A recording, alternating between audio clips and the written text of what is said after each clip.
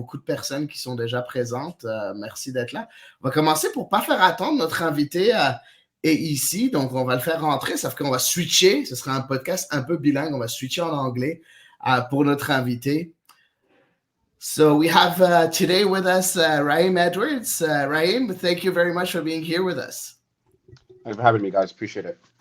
Hi. Perfect. So we have quite a few questions for you. So first of all, welcome back to Montreal. Are you happy to be back? Yeah, really happy to be back. Obviously, I know a lot of the guys here from previous teams, and obviously some guys here like Sam that have been a part of Montreal from back when I was here in 2018. And obviously we got a new coach, new ideas, and yeah, it's very, very exciting times here in Montreal. What did you miss the most of Montreal? What do I miss the most of Montreal? Your French lessons? Poutine. Definitely the food, man. The food in Montreal is amazing. I definitely miss the food in Montreal for sure. I'm curious, Raheem. Just I want to know, who was the coach when you were here first? Rémi Garde.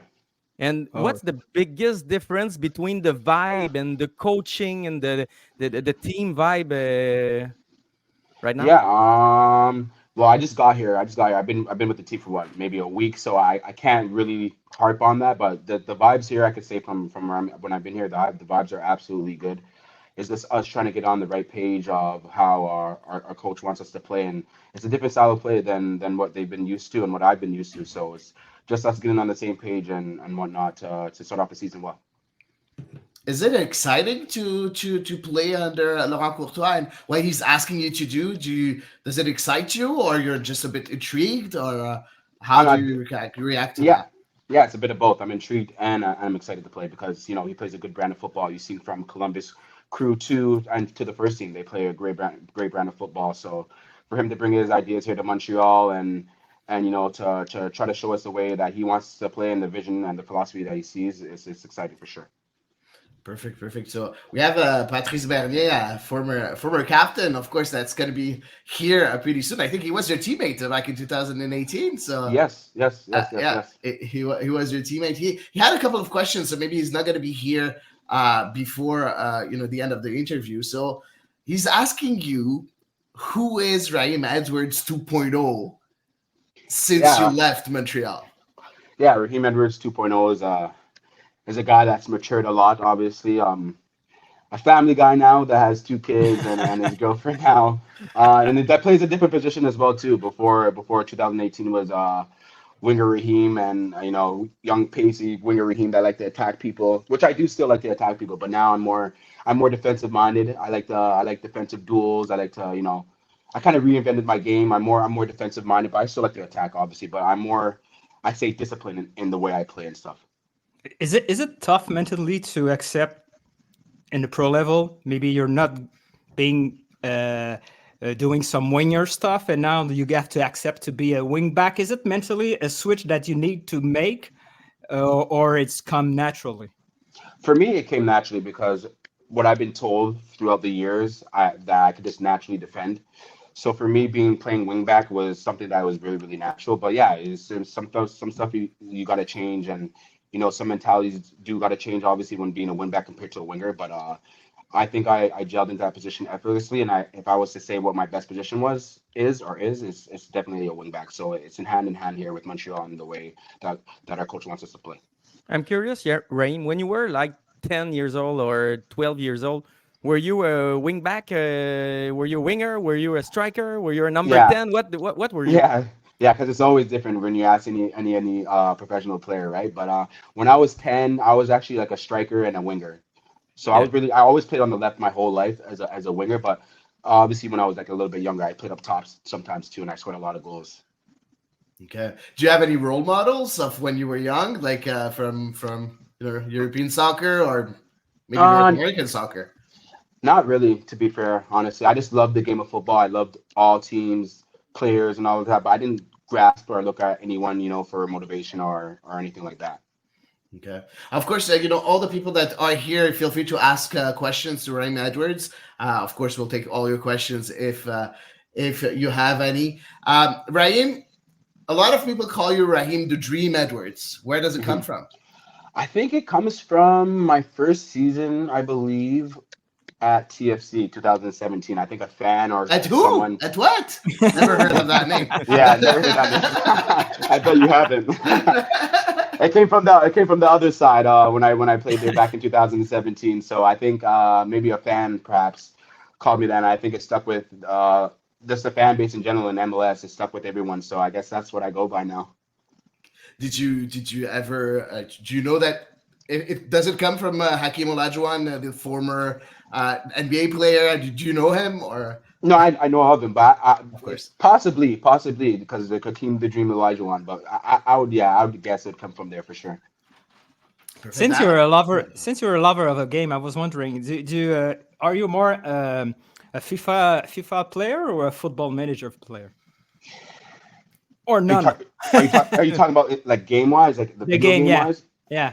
And I don't play FIFA or FIFA, but if I was to play either or, it'd definitely be Football Manager because I want to see the whole aspect of coaching players, blah blah blah. That's the whole shebang of football. You want to waste your life and time on the game, right? Exactly. It's pretty addict. Exactly. So you have questions from some fans. From Mathieu Charon that ask, how do you do, playing professional football and having your family life with the birth of your kid? How do you manage everything? Yeah, it's a lot, but family and soccer I feel like go hand in hand. Obviously, my family and my girl especially, she gives me everything so that I can focus on the pitch and focus on my career and my craft. So yeah. Having a family, having a support system is so important, and I have a great support system with my girl and my two kids. Yeah. Now we have another question from Amin Sabri, who asks, when you first came to Montreal at first, you only played for Montreal for about 4 months, so it wasn't really long, and then you were exchanged to Chicago. Who are the staff members or the players that you knew of what before you joined Montreal back? Before I came to Montreal, I knew Jackson Hama, I knew Sam Piet, obviously. I think I knew, was it Chouanier? I knew Chouanier a little bit. I didn't know too much people. I knew Daniel Lovitz because obviously he played for the other side as well. And staff-wise, I don't think I knew anybody really because it was a brand new staff. Obviously, it was Rémi Garde staff. So yeah, just those guys. That's all I knew or who I knew. What did you you were playing with Rémi Garde? What did you learn from him? To be honest, it's all a blur, man. My time in Montreal, honestly. I'm just being honest. You were young, single. Yeah, I was young, single. It was all a blur. It was all a blur, honestly. To be fair, so I can't really answer that for you. Hey Raheem, we saw Mathias Coccaro at the hockey game last week. Yeah. If Raheem goes to see a match between the Alouettes and the Argonauts, who are you rooting for? For real, a real answer. Real answer. Of course, I'm going to be honest. I'm always honest. I never lie. I'm going for Argos. Anything Toronto, I go for 100%. I'm sorry, boys. I'm sorry, boys. Is it hard for a Toronto guy to play for Montreal? In 2018, it was. I'll tell you that much. Yeah. Yeah, but now, no. Obviously, the city of Montreal is great. The people are great. I love Montreal too. I always said it. I always love Montreal, even though the 2018 didn't go as well. It had nothing to do with the club or the city or anything like that. So yeah, I love Montreal. Montreal's a great place. It was a kind of surprise when you find out that Montreal wanted you back. Oh, wanted me? Yeah, big surprise.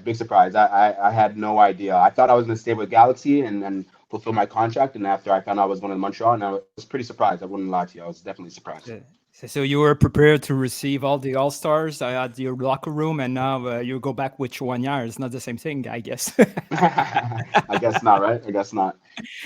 There are several new players this year in the CF Montreal squad, and people are curious. What can you tell us about Mathias Coccaro? You know him since a week, but what can you tell us about him? Yeah, he's a guy that's going to work very, very hard. He's a hardworking guy, a hardworking striker. it's not just the goal scoring or the attacking. I think he's going to do the work defensively to help us with the pressing, and he's just a guy that plays with, as I say, wables with balls. He just plays with with heart and passion. So I think the fans are going to absolutely love him for sure. We call it La Grinta here in Montreal. La Quintel, okay. I'm going to keep that in mind. Okay. What can you tell us about Dominic Iankov, the other one? Yes, a crafty, tidy player, man. Crafty, tidy player that likes to be in little spaces, and he's a really simple but creative guy, not in a bad way. Just a simple, creative guy that gets the ball, knows where to play the ball, and is a crafty guy. So yeah, he'll do well here too as well. What is the main not the problem, but maybe the main thing that a stranger, somebody from outside of MLS coming in MLS, what is the main thing that he needs to catch up, to learn, to be successful in MLS? Because every time we heard MLS is a physical game, but physical game, there's a lot of it's everywhere physical. But what is the main difference for somebody from the outside? I think for me, if someone's coming outside from the MLS and something that they're probably not used to is all the travel, and it plays a big part. Yeah. All the travel is kind of difficult because people are like, if you're playing in Europe, you're used to going maybe at most 2 hours, 3 hours. This is the furthest point for them, but for us, that's just like a normal away game, right? So yeah, it's a derby game. Yeah, exactly. So which is crazy, but yeah, it's the travel and a lot of people, the speed of play in MLS is actually pretty quick. And guys are very athletic. It's not your typical, I think from position 1 to 11, a lot of guys are athletic. So it's fast paced. People are really, really, really strong, really fast. And yeah, it takes some time to get adjusted to for sure. So Eddie, you're back. You find the switch. I don't know what happened. He's back. Welcome back, Eddie. Montreal went all Lebanese on me, but whatever. I lost power. Sorry. Inside joke between myself and myself, but whatever. Okay. Did you guys ask questions of the fans? No. Me and Max, we went. Rogue. You went rogue. Perfect. We have quite a few questions from fans. So Maxime Dagle that asked, biggest or proudest moment of your career as of right now. Of course, you still have long ways to go, but as of right now. My biggest and proudest moment. I'd have to think. I think probably saying winning the MLS Cup in 2017 for sure. Nice.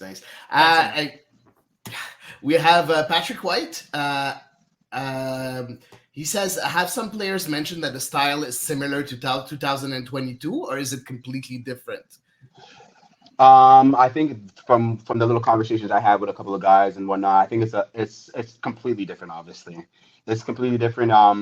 Our coach is he's very, very not demanding in a bad way. He's very demanding in the way he wants to play. He's very detail orientated. So, yeah, they say it's completely different, but it's something that they relish and something they want to learn for sure. So everyone's intrigued and everyone's ready to learn.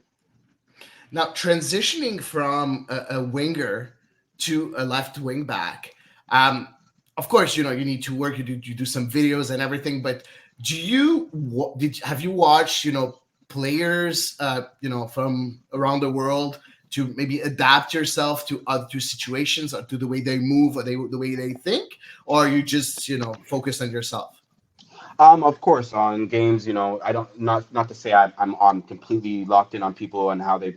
But if I watch a game, or a team that's in the back three or back five, I do tend to obviously look at the left wing back, what positions he takes on the field, what he does in certain situations. But as I said before, in 2017 with the other side, we played a 3-5-2. That was our most successful position. So I'm used to the left wing back position. So it's something that comes natural to me. So it's easy. Okay, perfect. Guys, any other questions, Max? Milton? I'll try, and I'm sure you won't answer. But is Joseph Martinez with you right now in Orlando? Who? Joseph Martinez. Who? Yeah, you were right. He's not gonna answer, but he didn't say no, though, right? So he's gonna put. I gonna twist the question. Maybe you answer that way, but now more seriously, as a defender in MLS, who do you find pretty difficult to defend? maybe not the big names, the obvious No, ones, exactly, but exactly. I'm gonna give you one right now, and he's on our team. Oh yeah. Mahala Apoku. I am. Oh yeah. Yeah. He's by far, because obviously I was with the Galaxy and he was with LAFC. When I faced Carlos Vela, like that was a guy I knew I was comfortable playing against. But when I had to face Apoku, that's when I had to think to myself like, oh, this is a tough matchup. Mahala's a really tough matchup for sure. He's really good. Is it Why? only because of his speed or because it's creativity? Speed, creativity. He could switch it up on you. He could go at you 1v1. He could bind to get by you. So And you yeah, got a lot of yellow cards with him, right? I think I got like a couple. I think I got a couple with him. Yeah, he's a tricky player, man. He's a tricky player to defend for sure. We went to 3 training sessions last week, and I told you, Nilton, Opoku was one of the best offensive player on the field during those 3 days. It's only 3 days, but he was really good with the ball. Yeah, man. He's really good with the ball, man. I'm expecting for him to have a really good season this year for sure. Now you have a couple of academy players that were training with you this week. I'm not sure if they made the travel with you in Florida. I don't know if you can talk about that or if you can't really talk about it, but that would be nice. But who impressed you, Bo, of those young guys? To be fair, I don't, not trying to sound, I don't really know their names and whatnot, but I haven't really seen, like, I just started joining the training session, so I don't have too much to say about them. But you know, it's obviously a great experience for them to come to training to preseason with us, and obviously learn their ideas of how we want to play and whatnot, and learn from our new coach. So yeah, it's good for the academy guys to come here and you know soak up all the time with us and to just hone their craft and to see what it takes, you know, to be with the first team and play first team minutes and whatnot and what first. Do you think on a personal level, do you think that playing for the Canadian team it gonna help you for the selection for the Team Canada, or is it's not very relevant? I don't know. That's a tricky question. It definitely could because you know it's more spotlight in Canada, but I think if you do good, no matter where you are, especially in MLS, you should take notice. But maybe perhaps being in Montreal, being in Canada, it could boost you a little bit more. So for that, I don't know. I'm 50-50 on that. Now you come to Montreal now with another pedigree in a certain way because you're the veteran. You're not the young guy anymore. How hard is this, and what can you teach to those young players that are going to follow you? Yeah, it's crazy, man. You blink your eyes, you're a rookie, and then you blink and then you're a veteran. But yeah, don't blink anymore. Well, are you blinking and you're 16 and Milton? Exactly. But no, honestly, I could bring my experience of, you know, I've been in a lot of locker rooms, I've been in a lot of teams in MLS, so I could bring my experience of, you know, game days and you know, just that's my experience of what I've been through on and off the pitch, obviously with these young guys. So a lot of these young guys, obviously too, they have a lot of games in them too. They don't need me for guidance, but I'm always there if they need me. You know, I'm going to be the veteran presence, but I'm not going to push myself or force myself onto these guys. I'm going to do it in a natural way and to be a leader in a natural way. You know.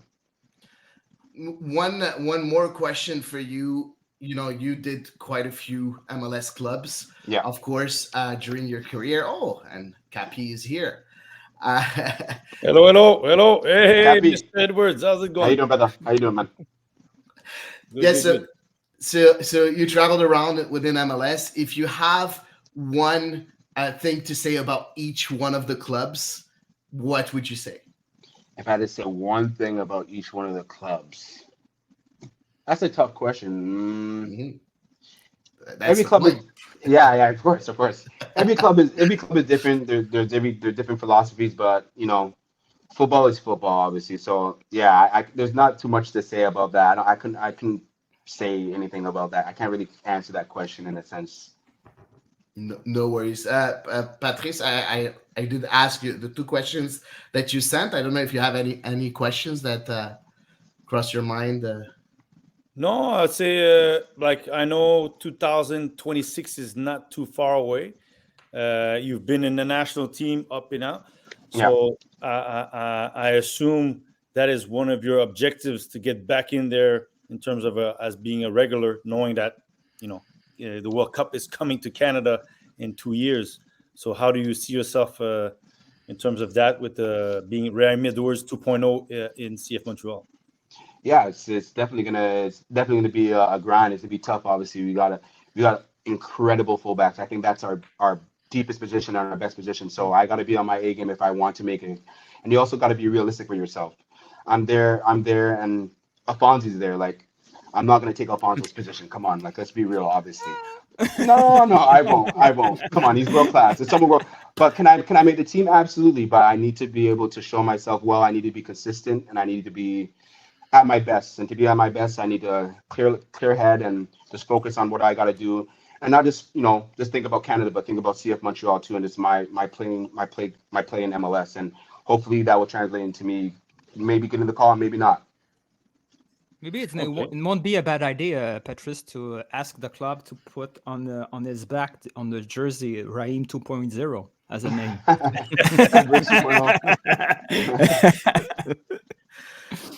Perfect, Raheem. Thank you very much for being here with us. It was very, very interesting. Thanks again for all your answers and of course for being here with us. By the way, if you see a Latino guy tomorrow with tattoos, I guess it's Joseph. I'll snap you a little picture. He's 5'8", okay? He's 5'8". He's 5'8"? Okay. Yeah. I'll take notice. Just to be sure, Raheem, I would like to tell you that in Montreal, we really like real people, passionate people, transparent people that are doing the effort on the field, and you seems to be all that. So Montreal will love you again, Raheem, and you're gonna have fun. Yeah, I think people are going to be excited for this year. I think we have the competitiveness and the willing to play with this new play style, and I think we have the characters and the guys to really have a special season. So obviously we thank you for your support, and we can't wait to show our product on the field. Hey, have fun. Yes. All right, thanks, Raheem. guys. All the best. Guys. Thank you, guys. Appreciate you guys, man. You guys have a good one. You too. Thank you. All right. Donc voilà, c'était l'entrevue avec Raheem Edwards pour le CanFC, bien évidemment. Je suis rejoint par Patrice Bernier. Enfin, on est rejoint par Patrice Bernier. Vous avez vu Milton et Max Truman qui sont là. Les gars, je pense qu'on peut aller faire notre jingle puis commencer notre émission habituelle. On n'a pas besoin de traduire. On n'a pas besoin de tout traduire ce qui s'est passé. Là, moi, j'ai pris des notes. Non, on n'est pas à TVA. Wow! OK, bon. Ça commence bien. Comme dirait notre on part le jingle. On va partir le jingle tout de suite. Les pionniers du podcast soccer. C'est la référence soccer à Montréal. Tout simplement les meilleurs. C'est le CF Football Club. La boutique du soccer.